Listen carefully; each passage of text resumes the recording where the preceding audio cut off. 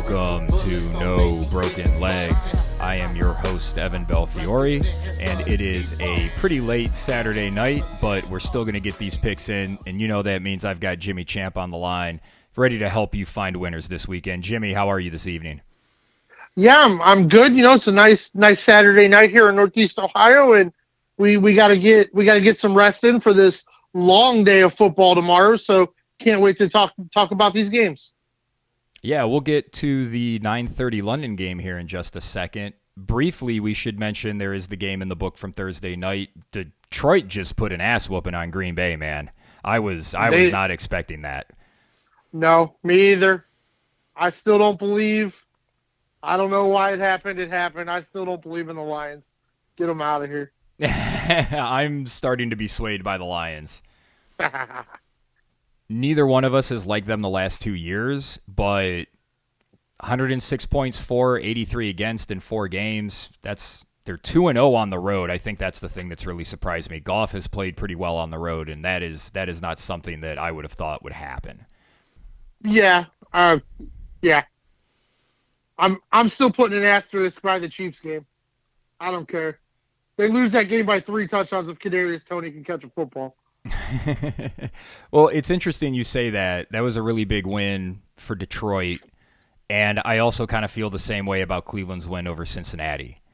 Yeah. It was a really good win. I'm not trying to take anything away from the Browns, but that seemed like a game where these are teams that are normally competing for the Super Bowl, and they're like, wait, we have how many of these left? Right. Yeah. Yeah, for sure. But that was a good win for Detroit. They get to put it on their ledger, just like the Cleveland Browns had a good win against Cincinnati, and they get to put that on their ledger. The question is, do they get a win over the Baltimore Ravens this weekend? The Browns find themselves with a slew of injuries we'll get to here in a second, but they are 2.5-point home favorites. Minus 140 for the Browns on the money line, plus 118 for Baltimore. The over-under sits at 39. I just mentioned the injuries. Everybody may get their wish, Jimmy. We may see DTR in a football game tomorrow. Man, I sure hope not. We should also mention David Njoku had a pretty serious issue with trying to light a fire pit or something. He's got some burns that it's made him questionable for the game. I kind of wanted to focus on Njoku, Jimmy, and I don't know if it would be in bad taste, but I'm kind of sick of Njoku. Am I allowed to say that? I mean, we've both thought the contract they gave him was just ridiculous, and I'm just tired of hearing how David Njoku is going to be a big part of this offense, or David Njoku is one of the best tight ends in football, or David Njoku's this, or David Njoku's that. This isn't. I mean, I feel bad. I hope he's okay. I really do, but he's got 10 catches for 92 yards. Like, that's like, what are they doing? Hey, well, you know, I don't get the fascination with David Njoku. He's an idea that like they don't use him. I'm not saying that's a smart thing. I think they should probably try and run more plays for him. I said as much before the year, but they just don't. So I don't get it. What the fuck? And is it that they don't, or is it that they do and he can't get open? Like, I don't know. Well, that's an interesting question, because it seems like out of those 10 receptions, 11 of them have been screen passes. Now, I will, we do have some frequent guests on our show, and they get a little queasy when we start saying things that other people might not say. And, I stand by my statements about Myles Garrett, and hopefully this year is different, but absolute superstars in this league in their prime, trying to build a championship resume, do not drive cars 100 miles an hour. Highly paid tight ends who are supposed to be their superstar year, should not be fucking around with fireplaces. Jimmy, this has been his. I know. This is what? 1, 2, 3, 4, 5. This is his 7th season. This is the 5th year he was supposed to break out.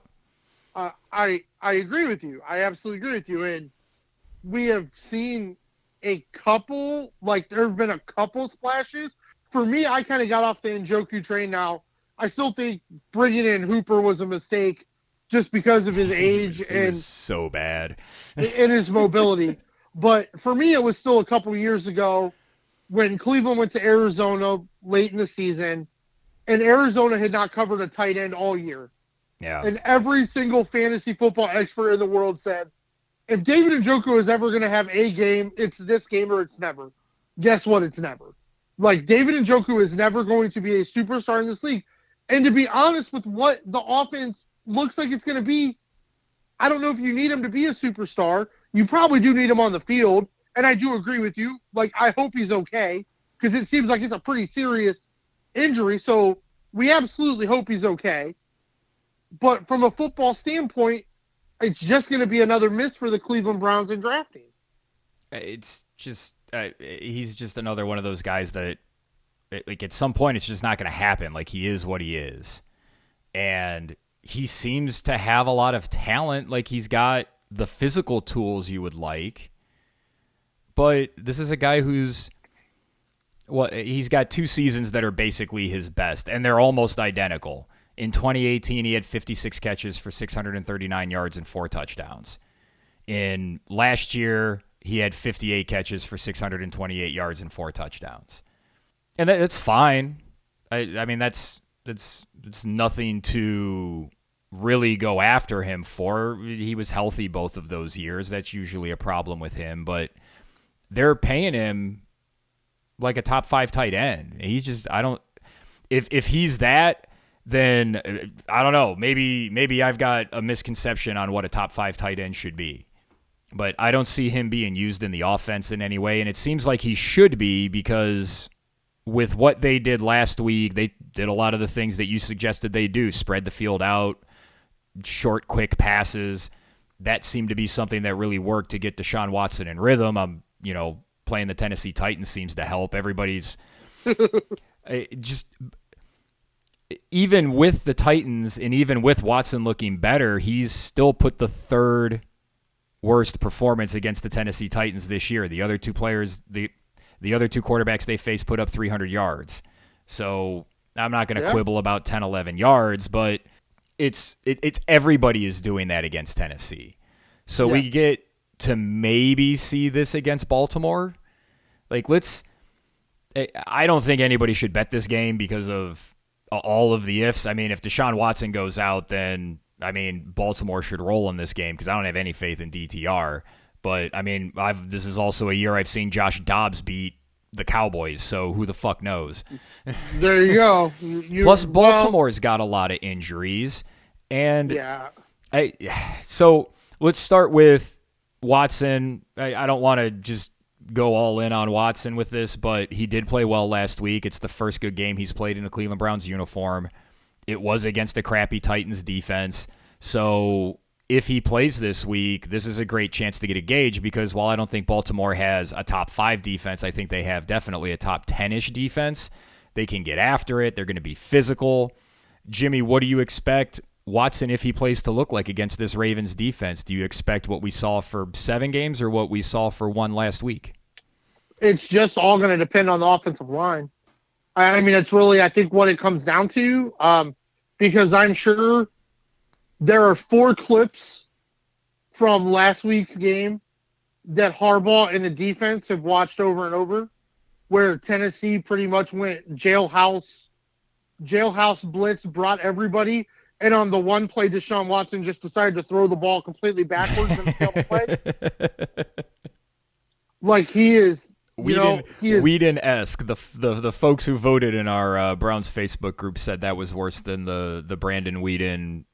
Yeah. I don't even remember exactly what that was because I was at that game, and I didn't get a good look at it, and I don't recall them showing that as on a replay on the big screen. So, yeah, it was really bad. And the 4 plays where Tennessee got a lot of pressure, he still looked skittish and not sure of himself. So Baltimore's gonna bring pressure. Like, they're going to pressure as much as humanly possible.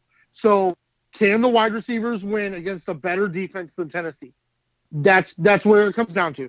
If the pass catchers can win, if you can hit a couple screen passes, which would have been a great spot maybe for David Njoku, but maybe it's Jerome Ford, maybe it's Kareem Hunt. Maybe it's any of the numerous pass catchers they have.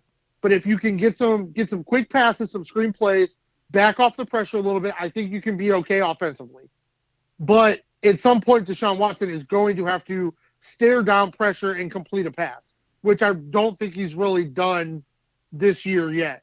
When a team has really gotten in there, and that was the hallmark, right? Like in Houston, that was the hallmark of Deshaun Watson, was escaping the pressure and creating plays downfield, and he's not doing that. But last week, the offense looked simplified, looked spread out, and it looked like he just read exactly what was in front of him quickly and threw the ball pretty well most of the time. So I agree with you. It was a step in the right direction. What does the offensive line have this week? In a game that we know is traditionally like, I agree with you. I would not bet this game even if everybody was healthy because some wonky stuff happens when these two teams play. I feel like the Browns are going to win by a field goal. So for the pot, I'm going to take them with the 2.5, given the 2.5. But I wouldn't bet this game. But we know it's going to be physical. We know it's going to be rough. That's what these games are. And it's going to be fun to see how Deshaun Watson plays this week if he's able to build on that performance from last week. I think you hit the nail right on the head when you talked about the pass rush because Watson's a lot like what we've seen from Stefanski. When he's comfortable, things look really fucking good. They look like they just runs like a Swiss watch. But when Watson gets uncomfortable, he panics. Yep. And I texted you and I texted my friend group, shout out to Kathy, John, Goose, and Vince, that pass that he threw where he the jump pass. He threw a fucking jump pass, Jimmy. Yeah. He wasn't even that pressured. No. And that was the type of play that you referred to in Houston where all he had to do was just sort of leak out to the right and he had a ton of open space. He could have forced the defender that was on forward to decide whether or not I'm going to stop Watson running the ball or I'm going to cover forward. It's a simple either-or situation for Watson as a quarterback, and he never even gave himself the chance to make that play.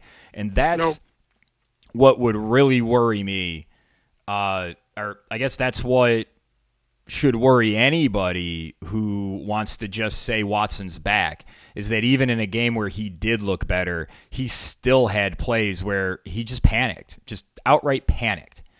And that's not going to get you very far because Baltimore's not going to let you make all your pre-snap reads and just throw the ball wherever you want it. They're going to make this team uncomfortable. And if there's one thing I could say about this game you should bet, the over-under sits at 39, and I think that's way too high because the Cleveland Browns defense looks every bit as good as we said it could if they reach their potential. And that Baltimore offense does not look right. They look like they reverted back to please save us, Lamar running the ball. And with the improvements on the Browns defensive line, I don't think that's a way for Baltimore to move the ball. This could end up being like a 9-6 game. Yeah, and I agree with you. I think the defense has to continue to be exceptional. And my goodness, I think they are, to me on the eye test, they are probably the third best defense in the league right now, just a tick behind San Francisco and Philly. Like I think they're really good. And for the most part, we're staying healthy. Looks like Newsom's going to be back this week. The only thing that worries me, and this is something we've talked about, and to me, it's still a concern. So far, the defensive line has hit it, which is awesome. But the second and third level of the defense right in the middle of the field are the only weak points of the defense. Traditionally, that is how Baltimore, with their current situation, has attacked and beat down Cleveland. Has been with somebody, whether it's Mark Andrews or somebody else. It's usually Mark Andrews. Is usually Mark Andrews over the middle, and it's been unstoppable. And I don't know if we can change that. I hope we can. But that's the only thing that worries me. But I agree with you. Baltimore's still not healthy either. They're still not right. These are two teams that we both thought would be close to playoff contenders. Both teams need to make a run, but Baltimore's got to get healthy to do it, and we got to see what Cleveland looks like against a little bit better defense. But if Watson doesn't play, it could be a big-time problem. Like, DTR, that's a hell of a coach to make your first start against. Yeah, and I should also mention last week, the crowd, man, you could just feel the energy in the stadium. Once the defense got that first stop, you could just, the Titans offense just had that look where it's like, oh shit, the Browns could just fucking devour them today. And they did. And they fed off that crowd. And I think that crowd's going to be awesome tomorrow too, because Joe Thomas is getting inducted into the Cleveland Ring of Honor. Well-deserved for him. He got inducted into the Hall of Fame this year. Also well-deserved and not surprising. I think that stadium is going to be electric. I don't know how they're going to scrape up enough points to do it, but I'm with you. I would take the Browns here if you absolutely want to bet this game. I think you should just take the under because I don't think there's going to be a lot of points. I think that defense is really going to shut Baltimore down, and I think they've started opening some eyes, and people are like, holy shit, like they might actually be the best defense in the league. If they go out and really keep Baltimore to single digits, or maybe they only get to like 12 or 13, that talk's not going away. Yeah, I agree. Yeah, I think that's just what it is. They have been exceptional. Now can they continue to be exceptional? Yeah, because we've seen we always really, see teams start out hot and then fade. I guess a lot of people in Cleveland are probably expecting that to happen or hoping it doesn't happen because we normally see that with the Browns. And and I know, especially if you listen to any other Cleveland sports talk radio, we probably sound like we think the Browns are the worst team in the league comparative to what everybody else says. But the defense has looked exceptional. They've passed the eye test. But you also played a Cincinnati team who shouldn't have been playing Joe Burrow, the Pittsburgh Steelers, and the Tennessee Titans. Like, I don't think the Baltimore offense is quite right, but I still think this is the best offense you've played to this point. So yes, I would agree with that. For those who decide to get up early, you get to see two teams that, I'm going to be honest, Jimmy, these two teams are kind of hurting my feelings. Dude, these two teams cost me some money last week, bro. The fucking Jaguars just shat all over themselves, and I think Trevor Lawrence is actually playing pretty good. You want to talk about a team that can't catch the football. The Jaguars have problems with catching, and that defense, man, whoo, doggy. Special teams. They are just not hustle, good. Concentration. Good gracious. In Atlanta, I thought they'd be able to run on Detroit last week, and they just couldn't. Well, yeah. If you're ready to dive into Atlanta, we can talk about that. But it's the question now for Atlanta is, are teams just going to super stack the box because they know Ritter can't beat them? And if that's the fact, that's worrisome for my AFC South prediction with them. But the Jacksonville Jaguars are technically home, even though they're in London. The Jaguars are 3-point favorites, minus 175 for their money line, plus 148 on the Falcons' money line. Over-under sits at 42.5. I don't know what the fuck to do with this game, Jimmy, because I don't know if Jacksonville can stop Atlanta, even if they stack the box with their poor defense.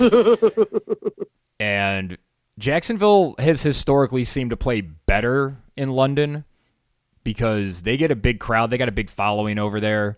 I don't know what to do with this game. I'm just sitting here looking at it going, which team am I going to pick? And I still haven't decided, so I guess I'll hear what you have to say and go from there.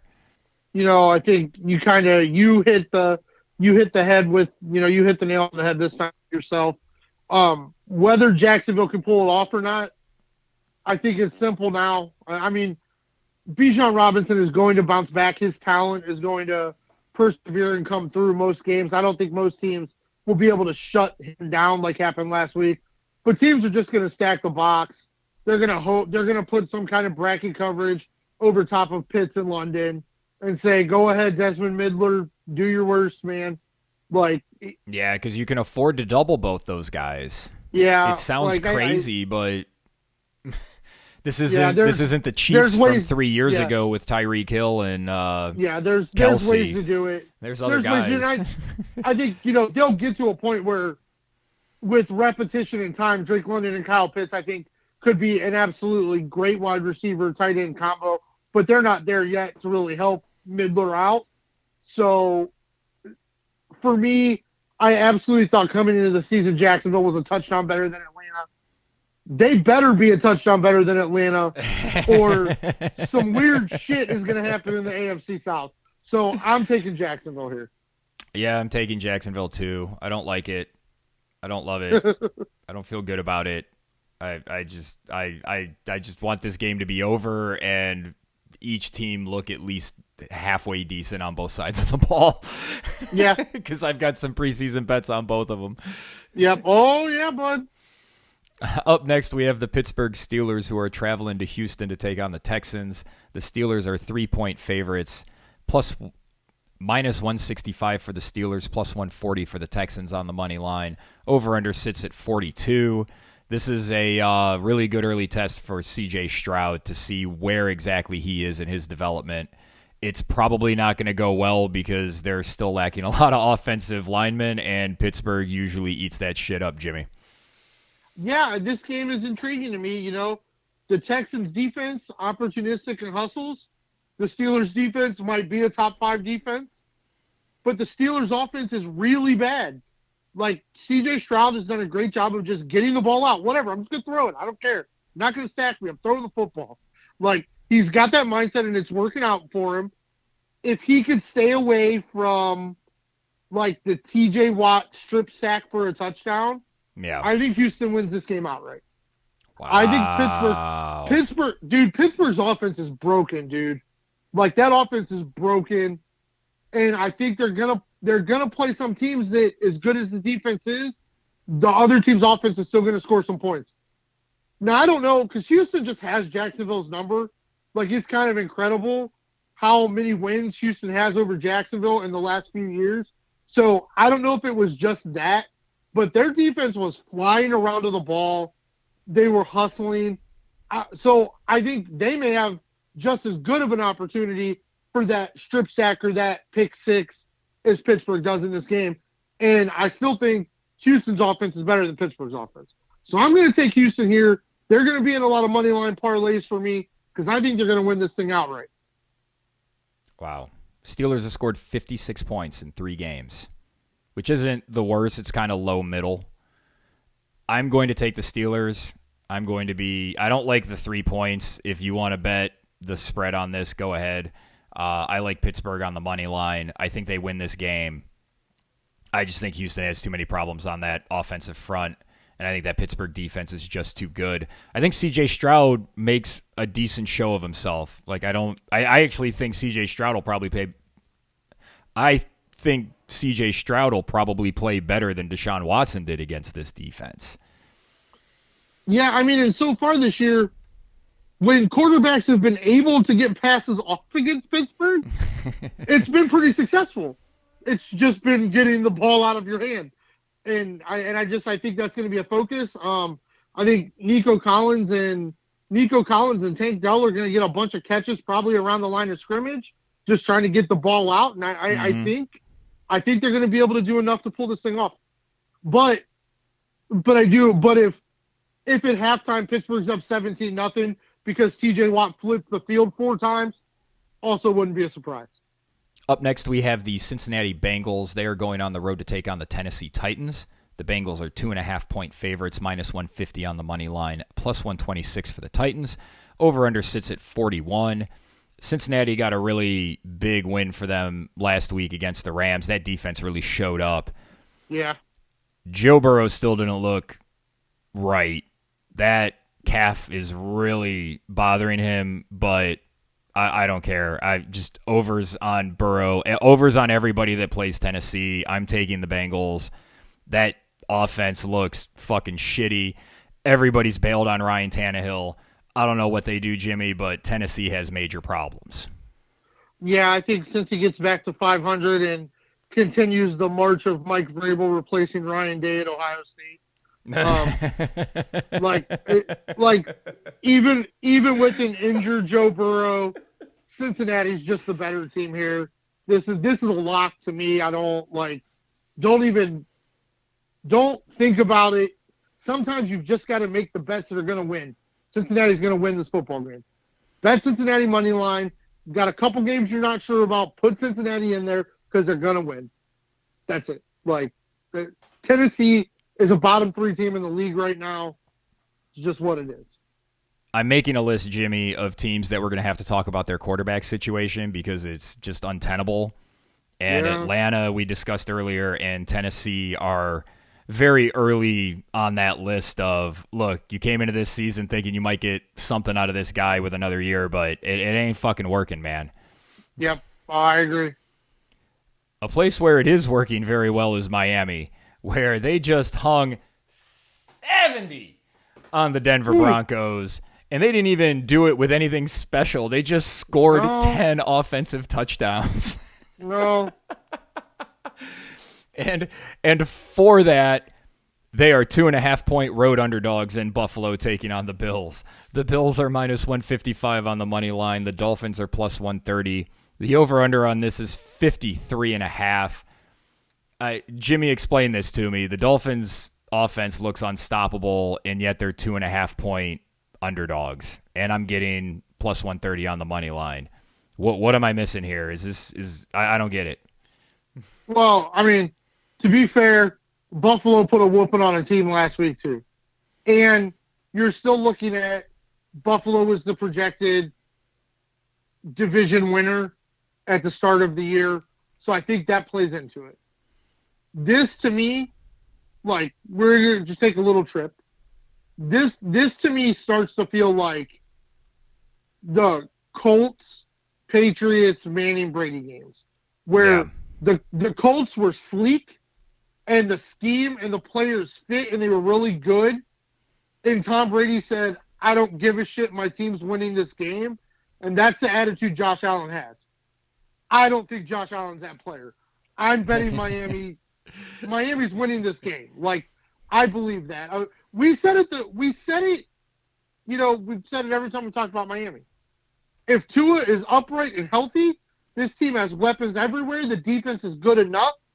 They're going to score points. And Buffalo's defense is still a little shaky. Josh Allen hasn't looked great yet. I don't think this is the game where he's just going to get right because this is going to be a slugfest. So I'm absolutely taking the Dolphins here. I think I'm with you. The line shocked me, but then, Buffalo was the preseason favorite, so it makes sense they would get the 3. I'm happy to take the 3, and I love this money line. We talked about the Browns defense not facing necessarily the most stiff competition. Buffalo is right behind Cleveland in points allowed defensively. The Browns are at 32. The Bills are at 35. The teams that they played are the Jets with all but 4 plays with Zach Wilson. Las Vegas, who they have Jimmy Garoppolo, who, sorry, Ron, he's not good. And Washington, that has a quarterback situation where they're just hoping to lose enough games to draft somebody next year. So this is a really good test of where that Buffalo defense is, because I said that last week. Like, if this defense is going to be where I think it's going to be, then they need to go out there and just fucking shut the Commanders down. And to their credit, they did. But Miami can beat you running the ball. They can beat you throwing the ball. They can hit you deep. They can hit the short, quick passes. They have so many weapons. They can beat you in multiple ways. I really like Miami here. You're giving me points on a team that just seems to put up points at absolute will. The one thing that makes me nervous about this is Buffalo's a really physical team and Miami's more of a finesse team. And to your credit, when you mentioned the Indianapolis-New England rivalry, that was really the difference in all of those games, was that New England was just tougher. And in football, generally speaking, the tougher team wins. So this is an interesting gauge at where we are in the sport. Have we hit this point where you can just scheme your way to victories and overcome other teams being tougher? So this is not a deciding factor, but this is a data point, and an interesting data point at that. Yeah, and this is a huge early season game for postseason implications. Yes, and I'm all over Tyreek Hill, over 100, score a touchdown. If Jalen Waddle's back, just fucking bet him too. It's just Waddle and Hill when they're on the field. I'm betting both of them. Whatever you give me, I'm going to cash those bets. And that's just free money like it was last week. Yep. Up next, we have the Kansas City Chiefs traveling to New York to take on the Jets. They are 8.5-point road favorites, minus 430 on the money line, plus 328 for the Jets. Over-under sits at 41.5. Kansas City put on a show last week with Taylor Swift in attendance. Apparently she will be at this game, so I expect the same thing to happen. Kansas City's really good, and I don't think the Jets know what they're doing. See, this line is even more strange to me than the last line we talked about. How is this only 8.5? The Chiefs' defense might win this game by 8.5 points. I did just mention that the Browns and the Bills have given up 32 and 35 points respectively. The Kansas City Chiefs have given up 40. So they are right there. And I just hear that defense is playing spectacular. And good, like if Chris Jones is going to make Zach Wilson's life a fucking living hell. What do you think the mood is in that locker room? Do you think they can go to whoever that other guy is? Like, do you think they just have to at some point in this game when it looks bad? No. I mean, they're gonna hear just a shower of boos. Like there's a world we live in where there's like 3 minutes left in the first quarter. It's 14-0, and Zach Wilson just went 3 and out for the second time in this game, and it's just boo city. Yeah, but I don't. Well, a even somewhat competent organization and coaching staff would not serve a inexperienced to the team quarterback up to this Chiefs defense the way they're playing right now. So I hope they don't do that. Zach Wilson's just gonna have to eat it again, and then next week you figure out something else. Yeah, like, they just signed. Who'd they sign? Simeon. Yeah, I think it was Simeon. Like it doesn't even matter. Like that team, they're not going anywhere. Yeah, I mean you have to bring somebody in to try to make a change because there are just too many skill players on the team to look as bad as they look. Yeah, but they're already mutinying on. Yeah, on Saleh, I mean, Zach Wilson looks so bad. I mean, he looks so bad. It is getting to the point where you feel bad for him. Like damn, we all know that guy who goes to work every day, and we can't figure out why our bosses let him come to work every day. You're just like, dude, look, he doesn't know what he's doing. Why do you let him come in here and do it? And like that's how it's starting to feel about Zach Wilson. I mean, he's had this is going to be his 21st or 22nd start. We've seen plenty of Zach Wilson, and the numbers just bear out across the board. Whether he's pressured, whether he has time, indoor, outdoor, monsoon, sunny, cloudy, snowy, he's just shitty. We have ample evidence. This is just a disaster for the Jets because they just I don't understand how they didn't get another quarterback when Rodgers went down. That just never made sense to me. But that's their fucking problem. But here they are. Here you are now. They are. We get to bet against them all year because they're going to have a really hard time scoring against anybody. Yep. Up next, we have the Los Angeles Chargers. They are home hosting the Las Vegas Raiders. The Chargers are 6-point favorites, minus 267 on the money line, plus 215 on the money line for the Raiders. Over-under on this sits at 48. I don't like betting Chargers because they tend to just be wonky and crazy and always fall against me, but this feels like a game that Vegas keeps close for reasons that nobody can explain other than Staley's just not a good coach. Yeah, I still believe in the Chargers. I think they're a touchdown better than the Raiders. I mean, they should be. You're right. They should be. So I fully agree with everything you said. That being said, give me the Chargers -6 and give me the over because they're going to score some points. I feel the same way you feel about the Chargers, about the Dallas Cowboys hosting the New England Patriots. Dallas also 6-point favorites, minus 267 on the money line. Plus 215 for the Patriots, just like in the previous game. Over-under on this one sits at 43.5. Everybody just needs to calm down about Dallas having a shitty game last week against Arizona. I know they've got a few issues in the red zone, but I think handing the ball off maybe to Tony Pollard might be a solution to that instead of trying to throw the ball 100 times. Maybe a good idea. It's just... I still think Dallas's defense is good. I know they lost a cornerback, and that seemed to affect them last week. But I think just the shock of everybody being hurt, playing a shitty team. Football's getting more like basketball with the season being 17 games long, where the good teams take the bad teams lightly, kind of play down to their competition. But I think Dallas knows they need to get a win, and I just don't think this New England team's very good, Jimmy. Yeah, I agree with everything you said, and we have talked about historically how crazy Week 3 is. Like, if you go look at some of the teams that lost in Week 3 last year and who they lost to, you would be surprised. That being said, I still think the Arizona Cardinals are one of the 3 worst teams in the league. So I'm staying away from this game this week because I need to see Dallas bounce back. Okay, just a reminder, the San Francisco 49ers lost to the Chicago Bears last year. That happened. Yeah. That happened. Yep. It was one of their 3 wins. Yep. Like, I do. I mean, Week 3 is just where weird shit happens, but I need to see a bounce back from the Cowboys. That's fair. I think that's very fair. Up next, we have the Philadelphia Eagles. They are 9-point home favorites against the Washington Commanders. Minus 480 for the Eagles, plus 360 for the Commanders. Over-under on this one sits at 43. I think this is going to look a lot like that Buffalo game last week where Washington got crushed 37-3. What say you? Yeah, Philly by 2 touchdowns because the offense doesn't even have to be good. The D-line is just that good.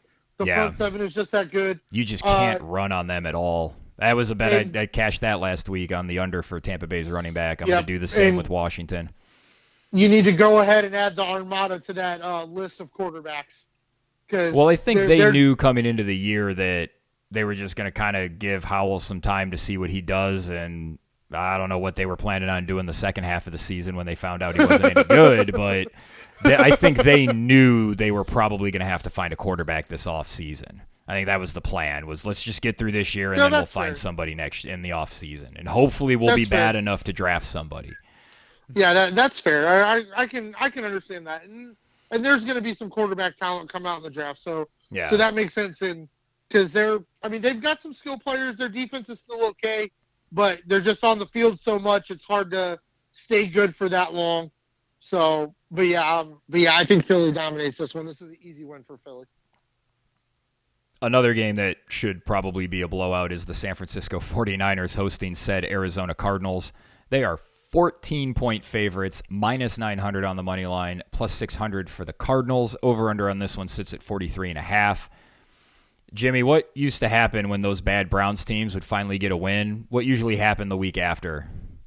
Oh, blowout city. Yeah, they usually got beat pretty bad because it's like, oh, we can't take these guys lightly now. We actually have to kind of game plan for them and bring some stuff so that doesn't happen to us. And that San Francisco defense is just mauling people. Nobody seems to be able to slow down their offense. This seems like another 3-touchdown win for them. I actually won some money on the higher line because I think they're still underselling San Francisco. I've talked about it this year. Since their last loss with a healthy quarterback was against Kansas City about halfway through last season. Since then, they've been beating teams by more than 2 touchdowns on average. Like that's almost a full season of games where they are just beating teams by more than 14, and that includes a playoff game. So I don't think anybody should be scared about this 14-point line. No, and if you are and this is another game where if you're trying to make some big money line parlays, you can throw San Francisco in there, no worries. Absolutely. Up next, we have the New Orleans Saints. They are hosting the Tampa Bay Buccaneers. The Saints are 3.5-point favorites. Money line minus 195 for New Orleans, plus 162 for Tampa Bay. Over-under sits at 40.5. I don't know what to do with this game, Jimmy.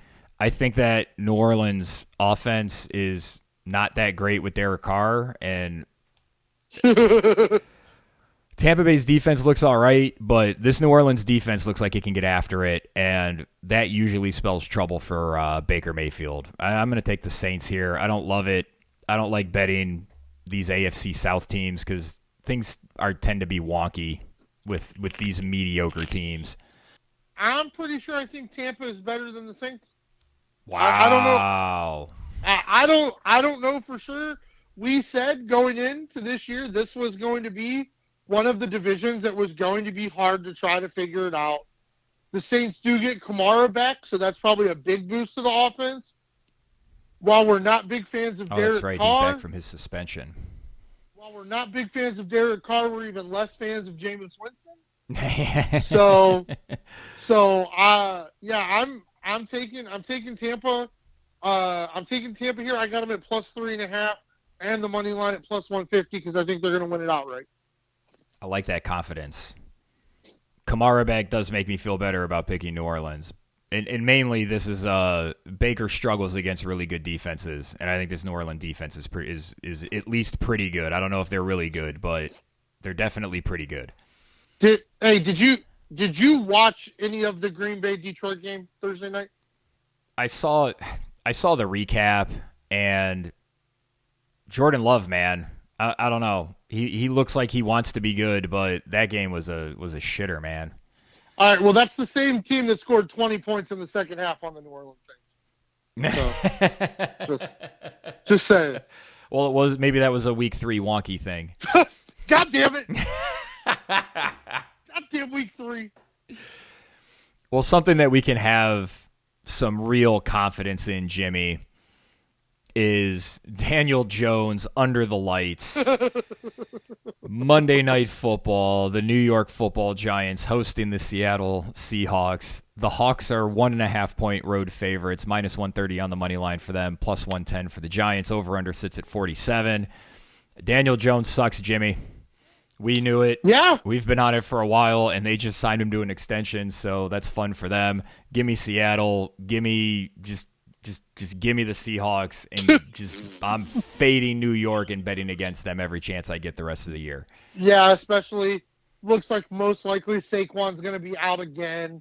So, I mean, not that he's looked great, but you don't have that on the field. Yep. Somehow Daniel Jones cannot figure out how to get the ball to Darren Waller, which doesn't make any sense in this world. But that's the only opportunity. It's because he can't throw the football. He's a quarterback, and he can't throw the football. Fine, just go and answer my question. Why don't you?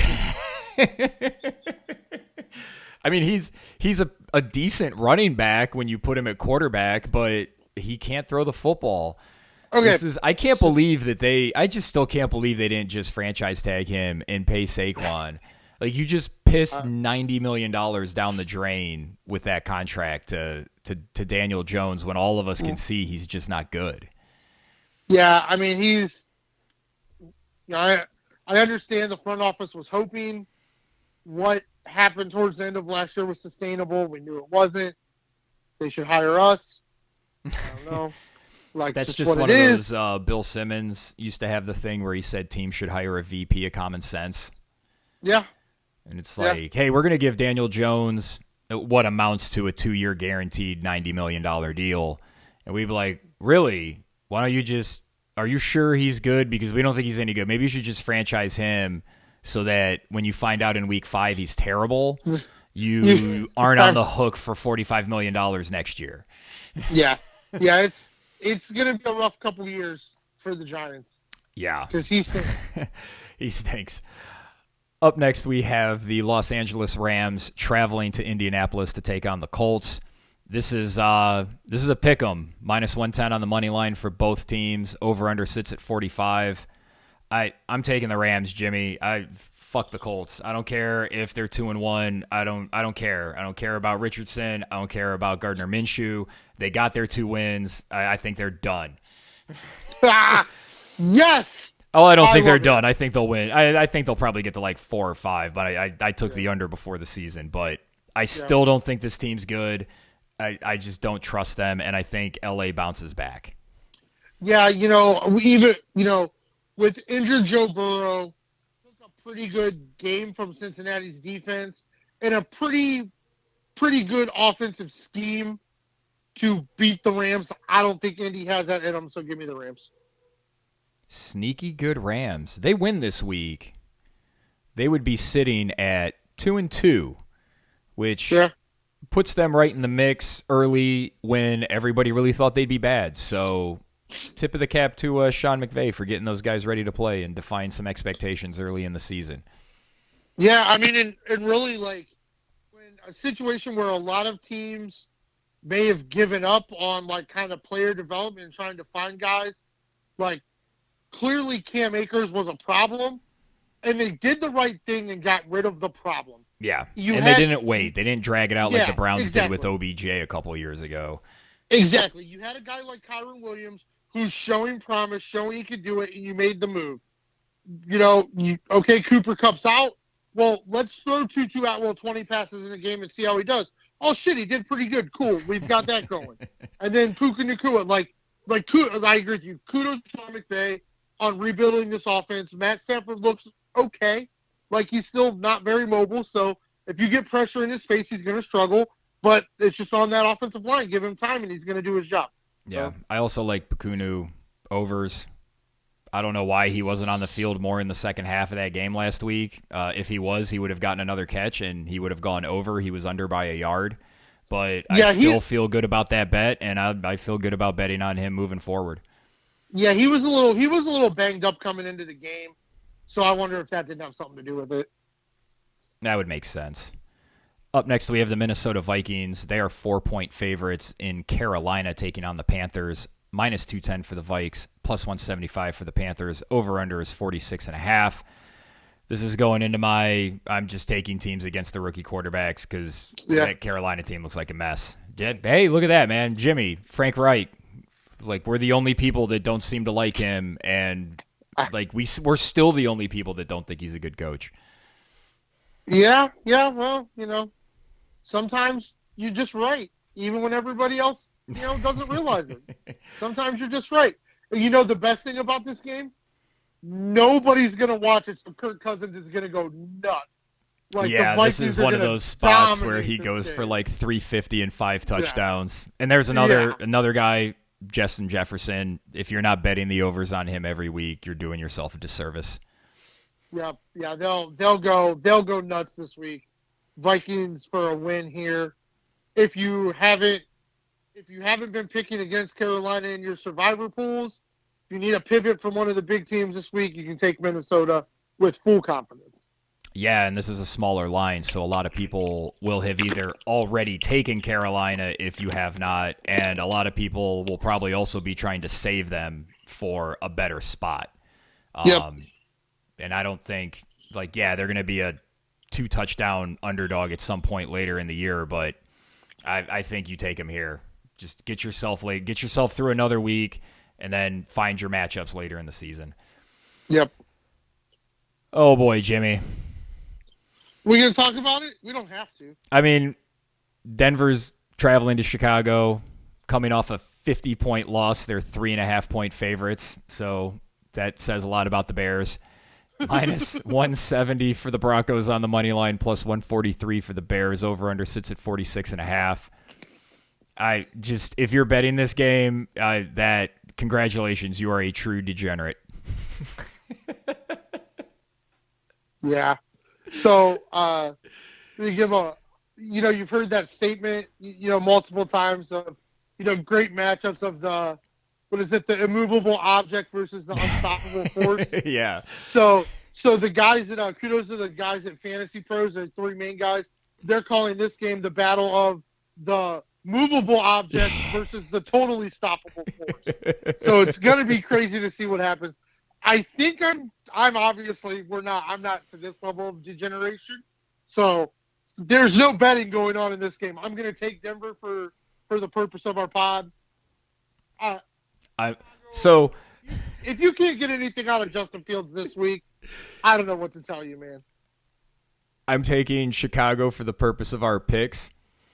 I think, and it is purely I can't take Denver as 3.5-point favorites over anybody. I just can't. Their offense, everybody keeps talking about how their offense looks okay. It's like, yeah, it looks okay compared to last year where it looked like total dog shit. I get it. You've polished up the turd and it's a little nicer, but it's still not very good. Of course, the Bears are garbage too. If there's a week where Justin Fields is going to turn it on, I guess this is it. But these two teams are not heading in the right direction. That's the slate, man. We have this big Cleveland-Baltimore game that's going to be a really big decider looking forward in the AFC North. We'll see who's going to be a quarterback for the Browns. We'll see who's on the field for both teams.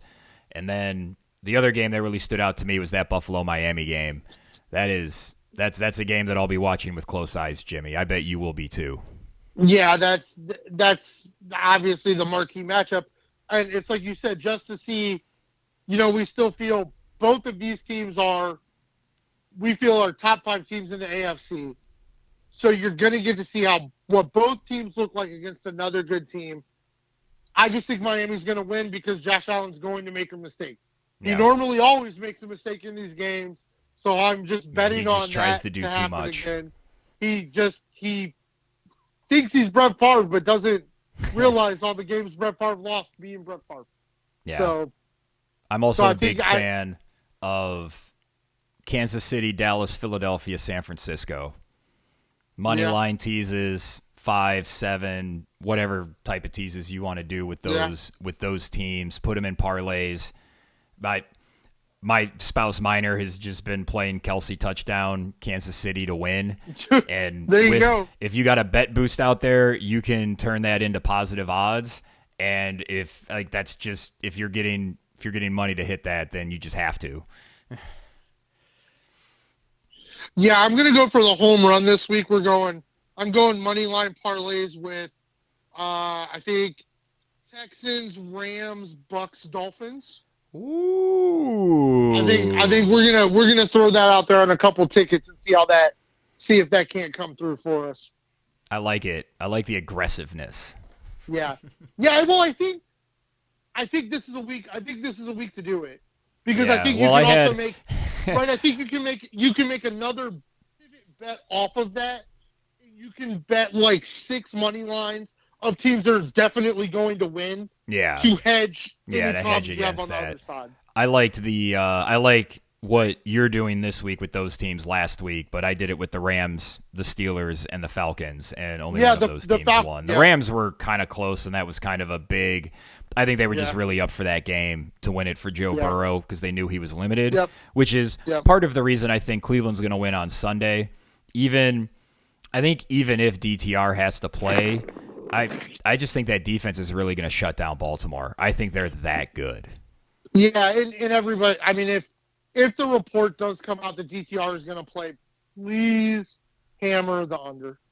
I think you should just hammer the under as is because Baltimore's defense is good, and Cleveland has not shown they can do anything against anybody other than Tennessee, who's just fucking rotten when it comes to defense. You ain't wrong. You ain't wrong. Well, Jimmy, it's been a lot of fun. We got to sneak this in on a Saturday night after I kind of messed up the schedule here. Thanks for joining me, man. It was fun talking about these games. Hey, man, just like the Miami offense, man, married life comes at you fast. And I would like to thank all of you for listening. Give us a like, or you can subscribe to get every podcast as soon as it drops here on YouTube.